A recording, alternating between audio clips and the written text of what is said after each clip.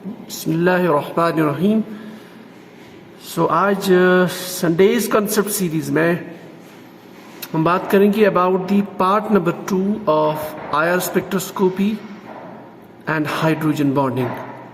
तो last Sunday में हमने डिस्कस किया था various factors which affect the absorption frequency, जो वेरियस बॉन्ड्स होते हैं या वेरियस ग्रुप्स होते हैं ऑर्गेनिक केमिस्ट्री में, उनमें जो वाइब्रेशन फ्रीक्वेंसी होती है दैट इज कि when they are exposed to the IR radiations, तो उनमें जो वाइब्रेशन चेंज आती है, bonds will start vibrating with higher frequency. तो वो जो वाइब्रेशन है उसका relationship with the hydrogen bonding, ये हमने स्टार्ट किया था लास्ट क्लास में। तो आज हम इसका पार्ट नंबर 2 क्लियर करेंगे कि हाइड्रोजन बॉन्डिंग की वजह से उसकी जो आयर फ्रीक्वेंसी है, एब्जॉर्प्शन फ्रीक्वेंसी, उस पर क्या इफेक्ट पड़ता है। ठीक है, तो बेसिकली आज इसको मैं रिकॉर्ड कर रहा हूँ ऑन द सैटरडे। करना इसको कल था, लेकिन as you know that I also started your organic chemistry series about the reagents. ठीक है, as far as your CSR NET exam is concern. So कल मैं उसको अपलोड करने जा रहा हूँ और उसमें बहुत सारी problems. So in today's Saturday I am basically recording this lecture on Saturday. ठीक है, बिकॉज ऑफ फैक्ट कि टुमारो हमारा क्लास भी हो जाए रिगार्डिंग द रिएजेंट्स। ठीक है, और इसके अलावा एक इम्पॉर्टेंट न्यूज़ ये है कि now I have actually made my mind कि ये जो संडेज कॉन्सेप्ट सीरीज है उसमें I will go now next जो है उसमें I will be talking about the bio inorganic portion. जो आपका बायो इनऑर्गेनिक पोर्शन आता है CSR नेट एग्जाम्स में, JRF में या गेट में, तो मैं उसको संडे कॉन्सेप्ट सीरीज में उसको लेके चलूंगा। नहीं, वो जो पार्ट है वो भी बहुत इंपॉर्टेंट है, उसमें भी तकरीबन आपकी 4-5 क्वेश्चंस आते रहते हैं bio inorganic part, but anyway that will see in the next class. ठीक है, okay, will start with the IR spectroscopy and hydrogen bonding. इसमें हम बेसिकली पढ़ेंगे 3 केसेस। ठीक है, सो 3 केस हम आज पढ़ेंगे, with that will be clearing our hydrogen bonding portion जहां से क्वेश्चन आता है। तो before we start the 3 cases, let's go back to our previous class. हमने उसमें क्या कहा था कि हाइड्रोजन बॉन्डिंग जो है, जिन मॉलिक्यूल्स में हाइड्रोजन बॉन्डिंग होता है उनमें क्या होना चाहिए, या तो they will be having some NH group somewhere और OH। ठीक है, यानी अगर मॉलिक्यूल्स में ये ग्रुप्स है तो उनमें हाइड्रोजन बॉन्डिंग पॉसिबल है। फिर हाइड्रोजन बॉन्डिंग हमने कहा था इट कैन बी इंटरमॉलिक्यूलर और intramolecular. So it can be intermolecular और it can be, so hydrogen bonding can be intermolecular or intramolecular.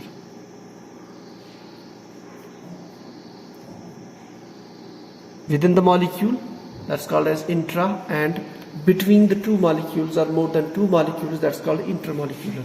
ठीक है, फिर हमने ये कहा था कि ये जो इंट्रामॉलिक्यूलर है it is independent of concentration. अगर आप जिस सोल्यूशन को आप स्टडी कर रहे हो इन दी आयर स्पेक्ट्रोस्कोपी, जिसका आप स्ट्रेचिंग फ्रीक्वेंसी देख रहे हो, तो उस केस में if you dilute the solution, so ये जो आपका इंट्रामॉलिक्यूलर हाइड्रोजन बॉन्डिंग है, there will be no effect of dilution.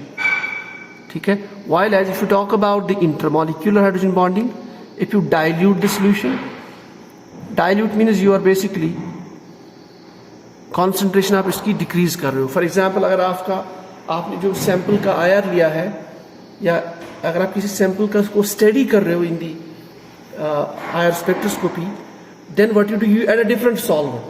For example, अगर आपका पोलर सॉल्वेंट था initially and you are adding non polar solvent, that becomes dilute. ठीक है, तो डाइल्यूट के केस में जो इंटरमॉलिक्यूलर हाइड्रोजन बॉन्डिंग है इट वैनिशेस, इट डिक्रीजेस।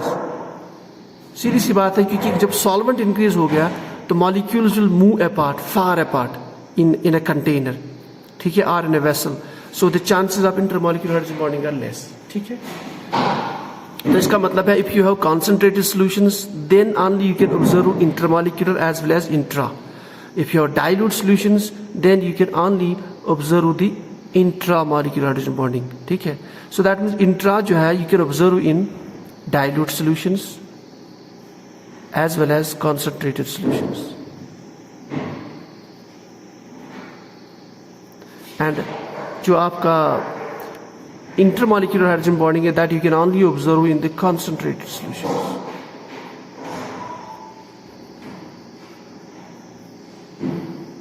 ठीक है. सो डाइल्यूशन का इफेक्ट किस पे होता है? इंटरमॉलिक्यूलर हाइड्रोजन बॉन्डिंग पे. And there is no effect of dilution on the intramolecular hydrogen bonding. ठीक है. अच्छा, इसके बाद और एक इंपॉर्टेंट पॉइंट मैंने कहा था कि जो फ्रीक्वेंसी शिफ्ट होता है, मीन्स आपके पास कोई नॉर्मल मॉलिक्यूल है, फॉर एग्जांपल अल्कोहल हमने डिस्कस किया है. So if you talk about the absorption frequency of this OH bond when it was free. ठीक है. So let us say when it was free, the frequency of absorption was mu1. ठीक है, I. उसके बाद when it is involved in the hydrogen bonding, let us say the frequency of absorption is 2. तो मैंने कहा था if it is intermolecular hydrogen bonding, जो hydrogen bonding है, what it does is that it lowers the frequency of absorption. That is, it shifts the peak towards the lower frequency region. ठीक है. लेकिन जो शिफ्ट होता है that is more very strong in case of intermolecular. So that is the change in the frequency of absorption from the normal value. I can write like this. ठीक है.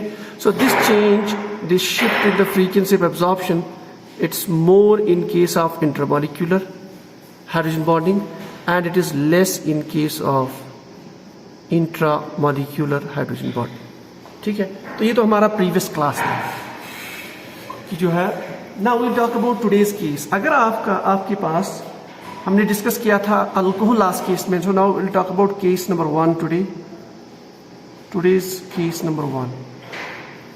Let us से you have a diol. अच्छा, ये बात भी important है कि मैं जो एग्जांपल्स यहाँ पे ले रहा हूँ, मैं जो केसेस ले रहा हूँ, इन्हीं में आपका क्वेश्चन आता है. आपके जो कॉम्पिटिटिव एग्जाम्स रहते हैं, CSIR, net, git, GRF at any level. ठीक है. So that's why I am taking only those special cases. Diols means आपके पास किसी भी कंपाउंड में 2 हाइड्रोक्सिल ग्रुप्स है. ठीक है. तो डायोल्स के केस में if you take the best example glycol. So glycol we will take ethylene glycol. ethylene glycol. So ethylene glycol you can make like this, CH2 OH another OH. This is your ethylene glycol. ठीक है. So we have hydroxyl group here, that means number 1 hydrogen bonding chances are there. Now ये भी possible है कि intermolecular and intramolecular can be also there. So if you take the IR spectra of this molecule, for example you take the IR spectra in the dilute solution number 1.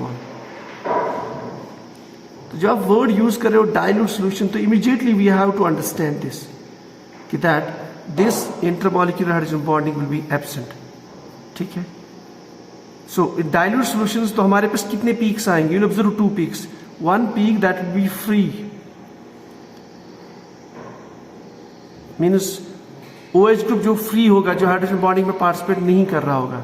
And then another peak will you observe that of the hydroxyl group which has participated in the hydrogen bonding. And if you see the frequency of absorption of these 2 peaks, that is when it is free, it is 3644 centimeter inverse. ठीक है. And when जब आपका hydroxyl group it has participated in the intramolecular hydrogen bonding, the shift is जो आपका frequency of absorption है, that's 3612. तो 2 peaks आपको मिलेंगी because of the hydrogen bonding. अब देखिए हमें कैसे पता चल रहा है कि it is intra और inter. अगर हम इन दोनों का डिफरेंस देख लें, so the difference is just change in the frequency is this minus this, what's that much? That is 32 centimeter inverse. और 32 centimeter inverse is a very small shift. तो जब small shift आएगा आपका frequency of absorption में, that means it is intramolecular hydrogen bonding. That's why I told earlier कि जब intramolecular hydrogen bonding होगा तो change very small होगी. ठीक है. So this is because of intramolecular hydrogen bonding. अब इसको कैसे understand करेंगे? In order to understand this, we have to understand the isomers. If you remember the isomerism, and you might have heard the isomers like anti-isomers, syn, Gauss, Q conformation. To understand this, let's take 2 important isomers. This is your, let us say your front carbon या ये वाला carbon front one, ठीक है. Let's keep hydroxyl here and this is called as the Newman's projection formula. इस पे हमने already under graduate में इस पे हमने पूरी सीरीज रिकॉर्ड की है, तो if you want you can also check that stereochemistry में. This is your back carbon. So हमारे पास दो ऑप्शंस है जो मेनली दो configurations are possible. One is we have this one. So जो दूसरा कार्बन है उस पर मैंने हाइड्रोक्सिल ग्रुप को रखा, that is anti to this. So this is your anti conformation because hydroxyl groups are apart, bulkier groups are apart. क्योंकि इसमें क्या होता है, स्टीरिक स्ट्रेन मिनिमाइज हो जाता है and the molecule becomes highly stable. This is called as the anti form. Now if we make it second one,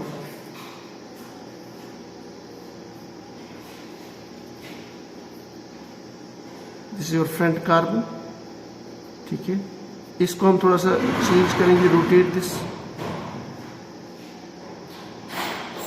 position.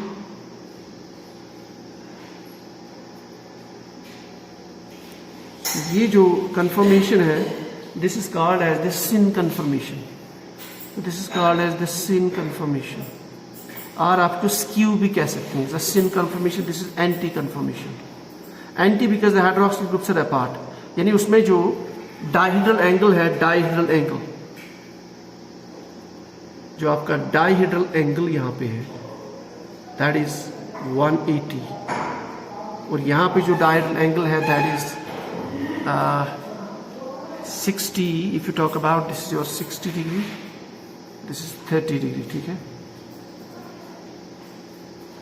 अब दोनों केस में if we talk about कि कहाँ possibility of intramolecular hydrogen bonding, it is here because the groups are very close. So because of that intramolecular hydrogen bonding which is possible in the syn, this conformation जो usually unstable होती है it becomes highly stable, means it becomes stable than the expected value. Anyway, this is highly stable because the groups जो आपके bulkier groups है, जो hydroxyl groups है, they are far apart. तो उसमें जो स्टीरिक स्ट्रेन है, स्टीरिक रिपल्शन जो है ग्रुप्स के बीच में, that gets minimized. This is highly stable. But ये जो फॉर्म है सिन form, it is usually less stable. But because of hydrogen bonding, it becomes stable in this case. ठीक है. So this was all about the case of stretching frequency of glycols. Now, लेकिन ये हमने dilute solution में रखा है. If we take the same case in the concentrated solution, जब मैंने concentrated solution की बात की है, then we have to understand this. The concentrated solution has so intermolecular hydrogen bonding is also possible. Intermolecular means ये molecule किसी दूसरे molecule के साथ भी hydrogen bonding में participate करेगा. For example, this will participate with another isomer जिसका OH group होगा यहाँ पे. ठीक है, let's do it like this. So it will participate with that also in the hydrogen bonding. So intermolecular hydrogen bonding जब possible है, then the peak will also come. So we have a third peak also. तो तीसरी peak हमें मिलेगी. The frequency of absorption for that OH bond is been recorded around 3.477 centimeter inverse. अच्छा, एक चीज important यहाँ पे that students might think कि हमें ये values याद करने, you need not to worry about the values. I'm just writing the values so that we will understand the effect of hydrogen bonding or various types of hydrogen bonding. अब देखिए, so in the intermolecular case where the concentration was high, we have intermolecular hydrogen bonding. The frequency of absorption is 3477. अब देखिए, normal case is 3466. It is 3477. So there is a large difference between the free case and the intermolecular case. And if you compare this with your free and intramolecular, the difference is very less. So यहाँ पे difference बहुत ज़्यादा है. It automatically means कि ये जो case of hydrogen bonding है, it will be intermolecular hydrogen bonding, because in case of intermolecular hydrogen bonding, the frequency shift is more. ठीक है? So this was the case of the diols. ठीक है? Let's talk about case number 2. So let's talk about case number 2. So case number 2.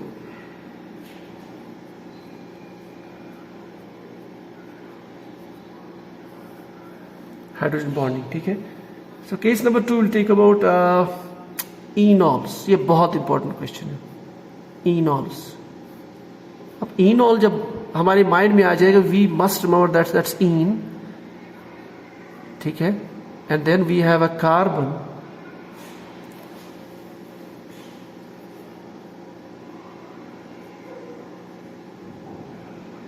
ठीक है. Let's say this type of compound. So this is ene, alkene, and ol. This is called as enol. Now this type of bonding, if exists in the compound, is called as the enol. ठीक है. We know that ये जो enols होती है, ये basically derived होती है from the keto form. कैसे? It's very easy. You can convert this back, and then you can make the keto form out of this.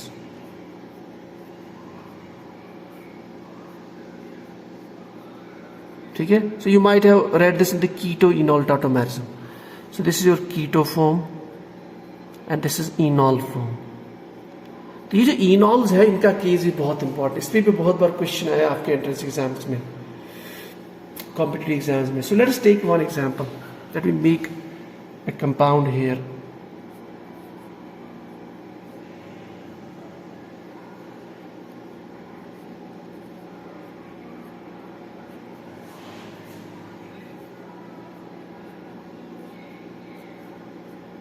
ठीक है. So this is your enol. Let us say इस compound में दो groups हैं, दो carbonyl groups. ठीक है. So this is your compound. That's enolic form. क्योंकि यहाँ पे आपका डबल बॉन्ड बन चुका है, तो बेसिकली यहाँ पे कार्बोनिल ग्रुप था, यहाँ पे भी था. सो इस केस में you have enol present. So इस केस में क्या, we have hydrogen bonding possible. Look here. So this is hydrogen bonding. So what it does, it makes a 6-membered ring. And 6-membered ring जब आपकी बन जाती है, because of hydrogen bonding, the structure becomes stable. So it makes the structure stable. अब case यहाँ पे जो है, क्वेश्चन कहाँ से आता है इसमें, देखिए. Now if you talk about the enols and then we are observing this frequency, OH absorption frequency. ठीक है. तो OH एब्जॉर्प्शन फ्रीक्वेंसी जो है, it is been observed to be broad about this. आपके स्पेक्ट्रम में ये ब्रॉड बैंड आ जाता है. मैंने लास्ट टाइम पे भी डिस्कस किया था, if you make an IR spectrum, so you have intensity here, that's transmittance, and then this is frequency. ठीक है. तो आपका स्पेक्ट्रम इस तरह से आता है.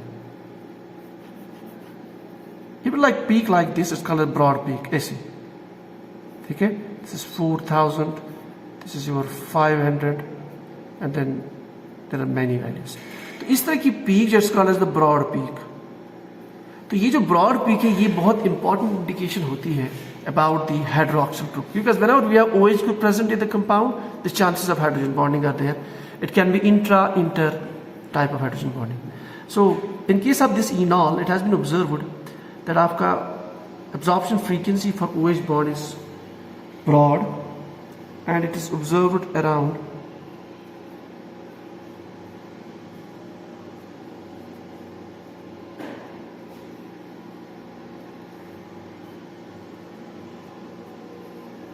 ठीक है, that is 3000 and 2500. ठीक है. अब देखिए, अब यहाँ पे और एक मसला भी है इस इंपॉर्टेंट कि कीटो फॉर्म का क्या होगा, what will be effect on this CO, क्योंकि इसमें तो कीटो फॉर्म भी थी ना ओरिजिनली प्रेजेंट. तो कीटो फॉर्म जब इनॉल में कन्वर्ट हो जाती है, इसका मतलब ये जो CO बॉन्ड है, it gets converted to a single bond, so the frequency of absorption should decrease. ठीक है. सो नॉर्मली जो नॉर्मल एब्जॉर्प्शन फ्रीक्वेंसी होती है for keto group, that's carbonyl group, ठीक है, it's normally around 1725 centimeter inverse. लेकिन in this case, when it is participate in the hydrogen bonding, when it make the enol, when that keto was converted into enol, जो आपका absorption for CO group आता है, it comes around 630. अब यहाँ clear देख सकते हो, it is going from 1725 to 630. तो frequency of absorption decrease हो रहा है. That means जो आपका K constant है, that is the force constant, which gives the strength of particular bond. It's getting decreased. क्यों? क्योंकि आपका जो कीटो, जब ये कीटो फॉर्म में होता है तो then it is C double bond O. When it is in the enolic form it becomes CO. तो डबल बॉन्ड से सिंगल बॉन्ड की तरफ जाना, दैट मीन्स आपका जो फोर्स कांस्टेंट है दैट इज गेटिंग रिड्यूस्ड. तो frequency of absorption decreases from this value to this value. ठीक है. अब यहां जो इंपॉर्टेंट क्वेश्चन है दैट इज वेरी इंपॉर्टेंट कि ये जो एब्जॉर्प्शन ऑफ फ्रीक्वेंसीज है दोनों का, obviously you have peak for this also and you have peak for this also. तो इंटेंसिटी ऑफ देयर पीक्स, ये जो पीक इंटेंसिटी है this is very important. Intensity of the peak that can give us information about the quantitative estimation. Quantitative estimation एक compound quantitatively ये जो कीटो और इनॉल form है कितनी प्रेजेंट है. वी नो दैट जो एस्टिमेशन होती है, जो अमाउंट ऑफ मॉलिक्यूल्स होता है, कॉन्सेंट्रेशन ऑफ मॉलिक्यूल्स है, that depends directly upon the intensity of the peak. अगर जिस peak की intensity, for example we have carbonal peak here for example, ठीक है, then one more peak will be here. तो दोनों की जो intensity of peak होगी, intensity of peak means this one, ठीक है, this is intensity of peak. Let's say another peak is here, this is the intensity of peak. The height of the peaks that can give us the area, or we can make use of that intensity of the peaks to predict कि कीटो and और इनॉल form कितनी present होगी आपके system में. ठीक है. So this frequency of carbonyl frequency can be used to predict the quantitative the amount of the substance, amount of the two isomers that is keto and enol form of a particular molecule. ठीक है. So it can help us in the quantitative estimation of keto and enol form. ठीक है. So कुछ करना है, simply we have to talk about the ratio of the intensities of the peaks. So let's say ratio of the intensities of the peaks. ठीक है. तो यहां से ये कुछ इंफॉर्मेशन जहां से क्वेश्चन आता है. देन केस नंबर 3 जो हमारा लास्ट केस है आज का, case number 3 that is about the carboxylic acids. Carboxylic acids. So carboxylic acids, immediately we should think of this group. अब इसमें भी OH group present है, that means hydrogen bonding. It has carbon also present, it can also participate in the hydrogen bonding. And usually जो carboxylic acids है, they make the dimers. ठीक है. So let's make the dimer. Let's make the dimer with another molecule. This is another molecule. ठीक है. This is how the dimer exists. इस molecule और इसके बीच में dimer. और इसमें another चीज भी होती है क्योंकि जो कार्बोनिल ग्रुप होता है, we know that there is possibility of resonance. ठीक है. So when there is possibility of resonance, उससे क्या होता है, ये जो overall resonance strong होता है क्योंकि चार्ज जो है इट गेट्स डिस्पर्स्ड. सो ये जो हाइड्रोजन बॉन्डिंग है it's very very strong. So in case of carboxylic acid we have strong resonance. So this we have strong hydrogen bonding. ठीक है. तो उससे क्या होगा, what will happen because of the strong, जब हाइड्रोजन बॉन्डिंग स्ट्रांग है that means ये जो CO बॉन्ड है, ठीक है, its frequency will decrease. Absorption frequency, जो OH bond है, its absorption frequency will also decrease because we have adjusted this fact that because of hydrogen bonding, जिस भी group which will participate in the hydrogen bonding, there will be always a downward shift, that the frequency of absorption will be lowered. So दोनों, चाहे आप carbon group की बात करो और OH group की, the frequency of absorption will get down. ठीक है. और most of the जो एसिड्स होते हैं उनमें आपका जो हाइड्रोक्सिल ग्रुप है, absorption frequency of this OH group it comes around this one. इस रेंज में आपको ये मिलेगा. आपको जो पीक है इस रेंज में मिलेगी 3000 to 2500. ठीक है. और जो आपका कीटो ग्रुप है इसकी एब्जॉर्प्शन फ्रीक्वेंसी CO की इट कम्स अराउंड 1739 सेंटीमीटर. ठीक है, अब यहाँ क्वेश्चन इंपॉर्टेंट है। फॉर एग्जाम्पल, जैसे मैंने पहले भी डिस्कस किया था, ये लास्ट पॉइंट है यहाँ पे, अगर हम इसी कंपाउंड को एसिड को वेपर फेज में देख लेते हैं, एसिड को फिर लिक्विड फेज में देख लेते हैं, तो what happen the absorption frequency. देखिए, जब आप कंपाउंड को वेपर फेज में ले जाते हो तो मॉलिक्यूल्स फार अपार्ट मूव हो जाती हैं। उससे क्या होता है कि उनमें हाइड्रोजन बॉन्डिंग के चांसेस मिनिमाइज हो जाते हैं, बल्कि negligible. So if the acid is present in the vapour phase, gas state, vapor state, the frequency of absorption for this carbon will increase and its value is around 1770. ठीक है, and then if you talk about your liquid phase, this is the absorption frequency of your carbonyl. So when an acid participates in the hydrogen bonding, that is the dimerization will happen, which happens in most of the acids. The frequency of carbonyl will be having the value around 739. But if you take the same acid, we heat that acid and convert this into vapors, dimerization will break down, hydrogen bonding will vanish, the frequency of absorption will increase, that is it will go around 1770. And same is the case with the hydroxyl group, कि उसकी जो frequency होती है in the, when it is in the liquid state, so it will participate in this intermolecular hydrogen bonding, so the frequency of absorption will be around this, that is it gets lowered from the normal value.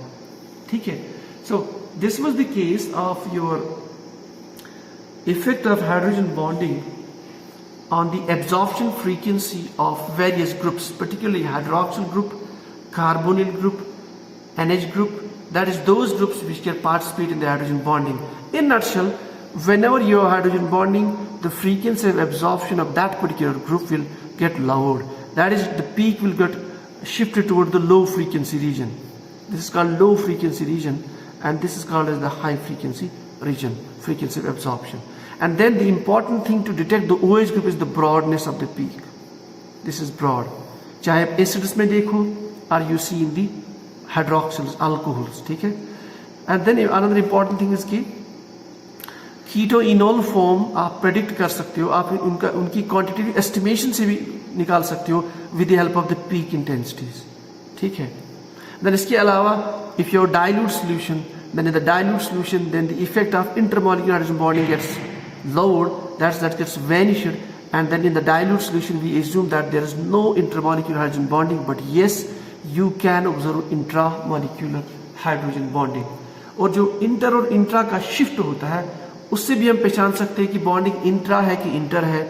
In case of intermolecular hydrogen bonding, जो आपका shift होता है that is larger from the normal value, while as in case of intramolecular hydrogen bonding, जो frequency shift है that is smaller from the normal value. So ये है basic points जहाँ पे hydrogen bonding के केस में question आता है in your graduate aptitude test or national aptitude test, national eligibility test rather, and junior research fellowships and relative exams. ठीक है? So this was all about the hydrogen bonding. This was the part number 2. अब जो next Sunday होगी इंशाल्लाह उसमें हम start करेंगे bio inorganic portion, बल्कि I will try to cover up your complete syllabus. Bio inorganic topic में जो भी क्वेश्चंस आते हैं around 3-4 questions usually will see, तो वो टॉपिक में कवर अप करूंगा इन 2, 3 और 4 संडेज, ठीक है?